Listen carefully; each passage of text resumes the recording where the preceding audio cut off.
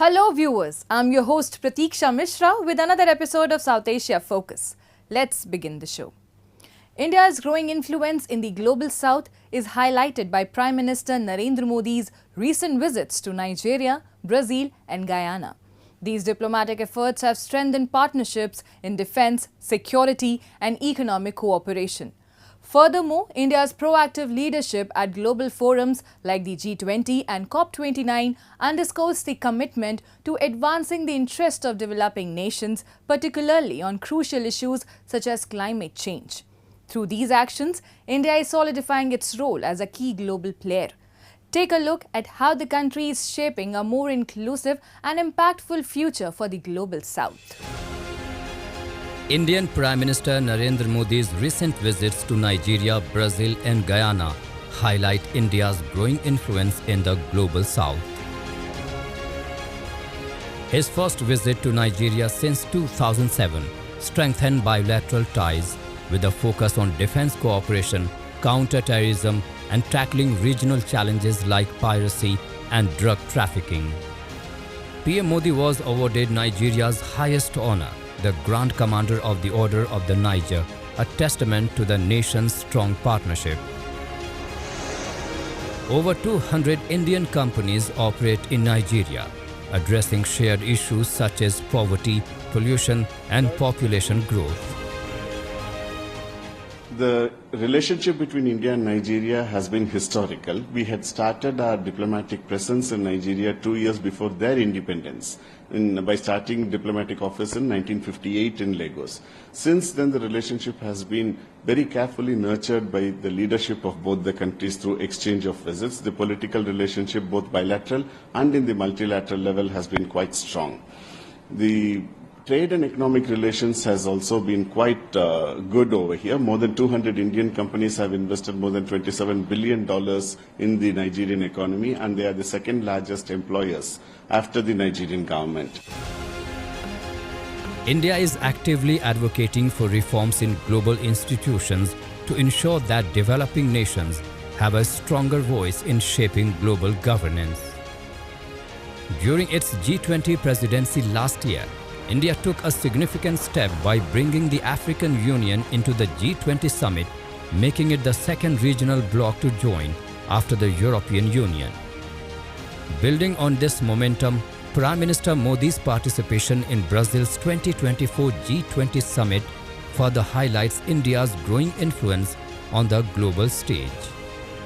His involvement in key discussions surrounding food, energy and health security underscores India's leadership in shaping solutions to the world's most pressing challenges.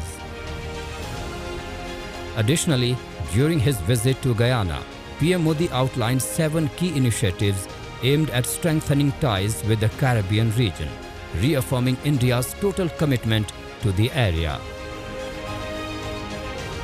Guyana has benefited enormously from India. Our human capital, training through scholarships, military exchange program, concessional loans, grants, our first international stadium, investment from the Indian Exim Bank, cultural exchanges, support in our medical field. In every sphere of national development, we can point to physical, institutional, and systemic support from the government and people of India. At COP29 in Azerbaijan, India voiced the concerns of the global south, highlighting the disproportionate climate burden faced by developing nations. The country emphasized key actions for global climate efforts while stressing that the ambitious, action-oriented approach relies on bold commitments from the world's leading economies to support climate actions in developing countries. India's climate efforts are central to its global strategy for addressing the climate crisis, particularly through its commitment to renewable energy. A shining example of this commitment is the Bhadla Solar Park in Rajasthan, where vast rows of solar panels stretch across the arid landscape. India is going to generate at least 2 million jobs only in the renewable sector in the next 2 years, minimum 2 million, and this is the direct jobs, and the indirect jobs are another 1 million, and then there is a secondary sector also, for example the packing department or packing industry, so they will also generate a lot of jobs. By addressing shared challenges such as economic development, climate change and global security, India is positioning itself as a key player in reshaping global governance. Through its proactive diplomacy and leadership, India is advocating for a more inclusive and balanced global system that makes into account the needs and aspirations of the global South.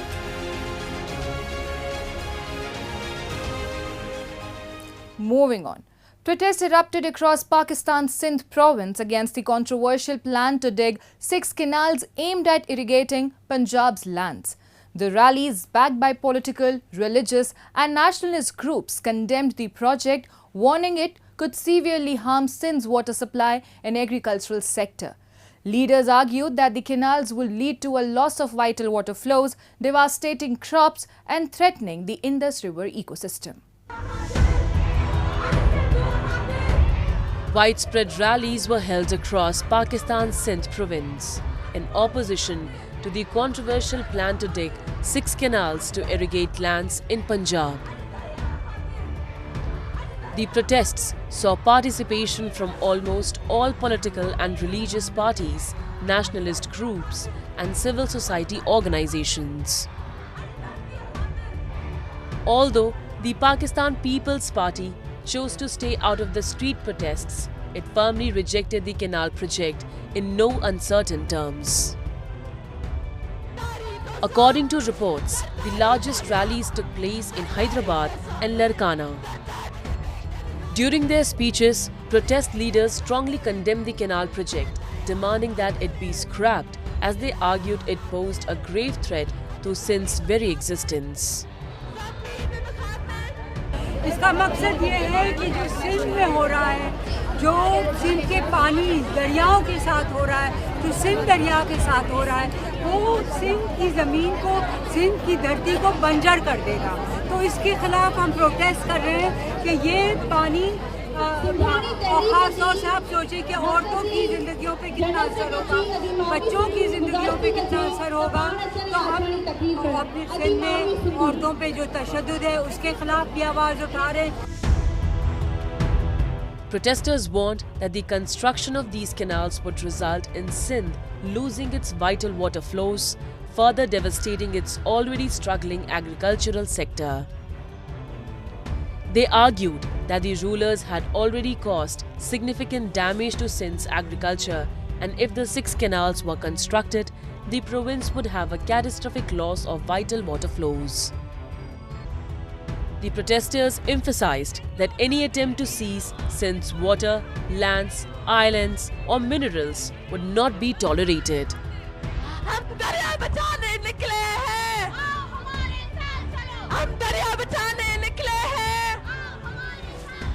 Chanting fierce slogans against the canal project, the protesters vowed to resist not only its implementation but also any changes to the IRSA Act, which regulates water distribution across Pakistan.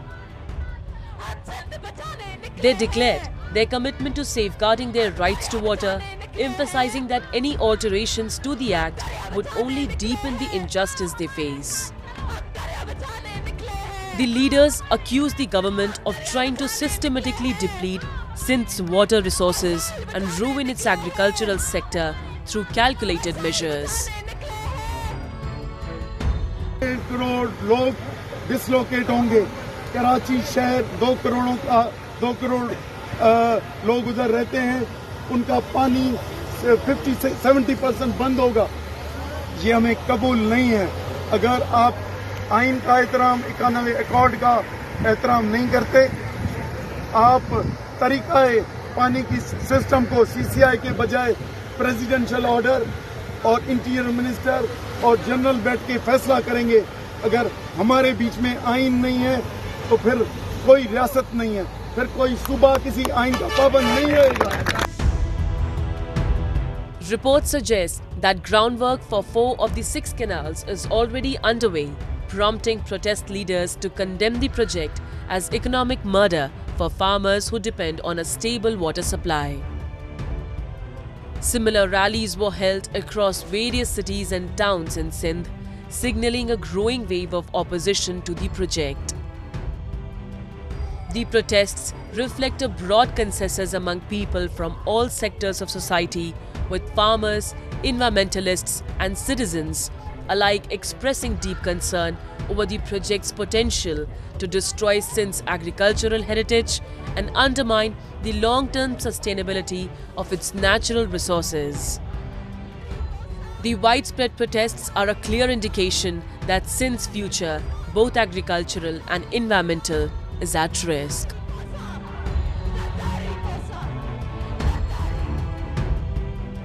Time now for Asia This Week, the stories from across the continent. This autumn, Yokohama City resonated with music during the 4-day event Live Yokohama. The city continues its efforts to become an even more vibrant and comfortable place to live. A standout feature of the event was a jazz band performed by local residents, bringing together both young and senior musicians. They delighted audiences with jazz renditions of popular anime songs. Yokohama boasts a rich connection to jazz. In 1925, the city hosted its first jazz performance, and by 1933, a dedicated jazz cafe had opened its doors. ライブ横浜なんですが、今年初めて立ち上げたイベントになります。この4日間で30を超えるステージをこの街中に展開いたしまして、あらゆる音楽とあとライブパフォーマンス展開いたします。ここ5年間ぐらいで2万人規模のKアリーナさんが開かれたり、ピアアリーナさんができたりということで、たくさんのホールがこの横浜に集結してきていると。音楽を聴きたいお客様にですね、たくさんこれから横浜に来ていただきたいというふうに思ってございます。High school students also showcased their talent during the festival, performing music with wind instruments. 10 brass bands from schools nationwide participated, each with 50 to 100 students. These young musicians took on the challenge of performing beloved Japanese songs that have remained popular for over 70 years, preserving this timeless music for the younger generation. Yokohama citizens also had the chance to engage with music directly.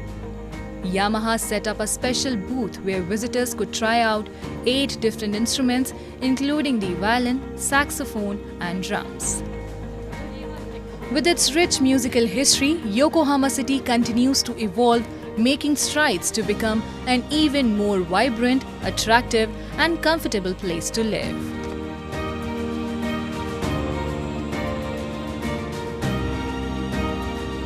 Malaysian Prime Minister Anwar Ibrahim welcomed Vietnam's Communist Party leader Tu Lam to Putrajaya, where the two leaders strengthened ties between the two nations. Discussions at the meeting focused on enhancing cooperation across various sectors, including trade, defense, marine affairs, and energy. The meeting also witnessed the exchange of a key memorandum of understanding between the Malaysian External Trade Development Corporation and Viettrade, Vietnam's trade promotion agency.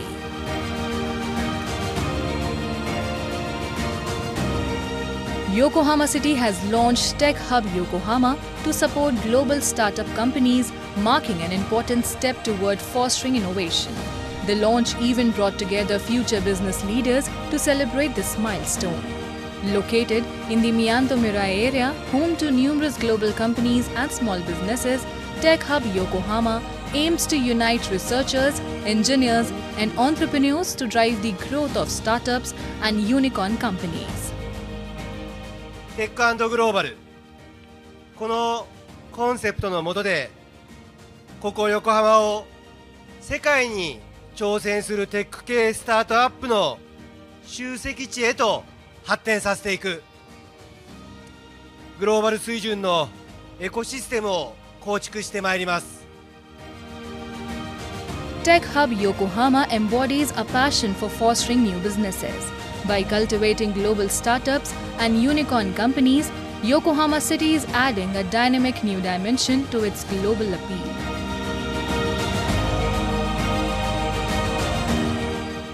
As Bangladesh struggles with deepening political and human rights crisis, the interim government led by Chief Advisor Muhammad Yunus faces growing pressure to deliver on its promises of reform and free elections. While Yunus has outlined plans for electoral changes, his assurances have not been enough to quell fears of continued instability. Amid rising violence and attacks on minorities, critics argue that Yunus is more focused on political retribution rather than addressing the immediate needs of the people. A report. Bangladesh remains in a state of political uncertainty, with its future hanging in the balance as the interim government continues to grapple with the pressing issue of electoral reform. Political parties including the Bangladesh Nationalist Party led by former Prime Minister Khaleda Zia have been pressing the interim government for a clear plan to hold a national election as soon as possible.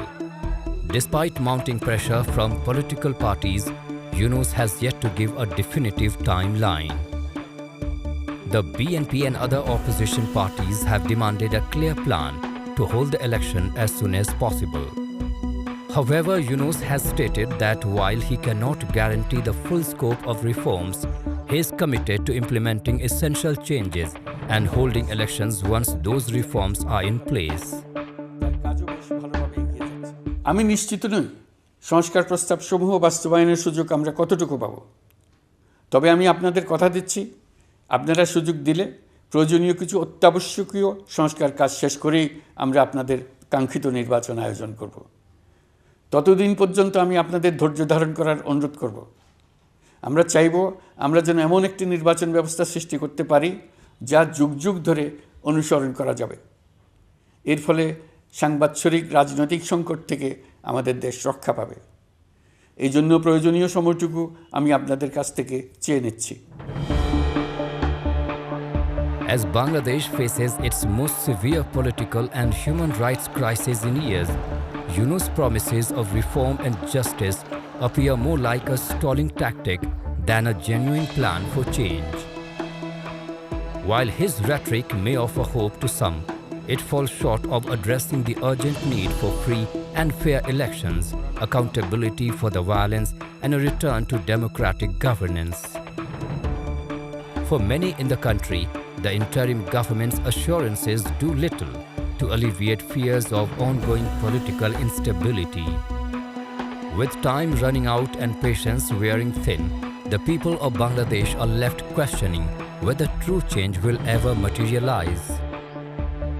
Amid a deteriorating security situation and escalating attacks on minorities, Yunus seems more focused on bringing Sheikh Hasina back to face punishment rather than fulfilling his primary duty to protect the lives and rights of Bangladesh's citizens. July August হত্যাকাণ্ডের বিচারের যে উদ্যোগ আমরা নিয়েছি তার কাজও বেশ ভালোভাবে এগিয়ে যাচ্ছে। পতিত স্বৈরাচার শেখ হাসিনাকেও আমরা ভারতের কাছ থেকে ফেরত চাইব। কেবল জুলাই আগস্ট হত্যাকাণ্ডই নয়, আমরা গত 15 বছরে সব অপকর্মের বিচার করব। As the country grapples with an escalating crisis, it is imperative that Yunus shifts his focus to preserving national stability and safeguarding the security of the people. The urgency for meaningful action and reform has never been greater, and Yunus must prioritize the nation's well-being over political conflicts. With Bangladesh facing its most severe political and human rights challenges in years, the interim leader's promises of reform and justice will require more than rhetoric to earn the trust of a weary population. Effective, decisive leadership is essential to restore confidence and navigate the nation's difficult path forward.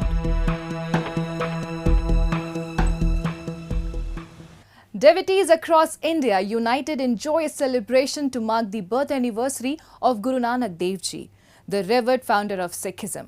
The occasion, known as Guru Nanak Jayanti or Prakash Parv, was observed with deep devotion, prayers and vibrant festivities at Gurudwaras nationwide. In Amritsar, thousands of pilgrims gathered at the Golden Temple, taking holy dips in the sacred Amrit Sarovar and offering heartfelt prayers. Take a look. Devotees across India came together in large numbers to celebrate the 555th birth anniversary of Guru Nanak Dev, the founder of Sikhism, with immense devotion, grand celebrations and heartfelt prayers. The occasion, known as Guru Nanak Jayanti or Prakash Parv, is one of the most significant religious festivals for Sikhs, observed with deep reverence at Gurudwaras across the nation. In Punjab's Amritsar, where the Golden Temple, the holiest shrine of Sikhism, stands, thousands of Sikh devotees gathered to honor the birth of their revered Guru. The atmosphere was filled with devotion as worshippers from across India and abroad arrived to pay their respects. Many devotees took a holy dip in the sacred Amrit Sarovar, a traditional practice believed to purify the soul. The temple complex was beautifully illuminated and the air was alive with the sound of hymns and chants, creating a spiritually charged ambience. Devotees lit candles and offered prayers at the temple, reflecting the central tenets of Sikhism, love, humility and devotion to one God. आज धन श्री गुरु नानक देव जी का प्रकाश पूर्व है और जब देखा जाए यहाँ से दूर दूर से संगत आई है नतमस्तक होने लिए सुबह से ही अमृत वेले से ही संगत यहाँ पे आ रही है और जे बात करें अभी जो दीपमाला हुई है आतिशबाजी हुई है और अलौकिक नज़ारा था बहुत खूबसूरत नज़ारा देखने को मिला और मन को बहुत सुकून मिला. As night fell over Amritsar, the Golden Temple became a stunning light. The entire temple complex lit up with shimmering lights that reflected off the peaceful waters of the Amrit Sarovar, creating a serene and magical atmosphere. The golden walls of the temple sparkled under the lights, giving off a warm, divine glow that felt peaceful and sacred. The temple's intricate design, with its beautiful domes and golden plating, appeared even more majestic in the soft light, symbolizing the spiritual light Guru Nanak Dev brought to the world. Adding to the beauty, a spectacular fireworks display lit up the sky, filling the air with joy and devotion. अद्भुत था, देखने के लिए बहुत अच्छा था, मन को सुकून मिल गया, ऐसी आतिशबाजी हमने कभी नहीं देखी. The significance of Guru Nanak Jayanti was felt not only in Amritsar but across India, where similar scenes of devotion unfolded. This grand celebration, filled with rituals, prayers and a sense of togetherness, serves as a reminder of Guru Nanak's enduring legacy, which continues to guide millions on the path of peace and spiritual fulfillment.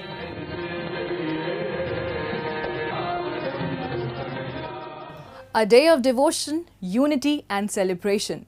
Guru Nanak Dev Ji's light shines bright across the nation. And with that, we come to the end of this week's episode. See you next week. Goodbye and take care.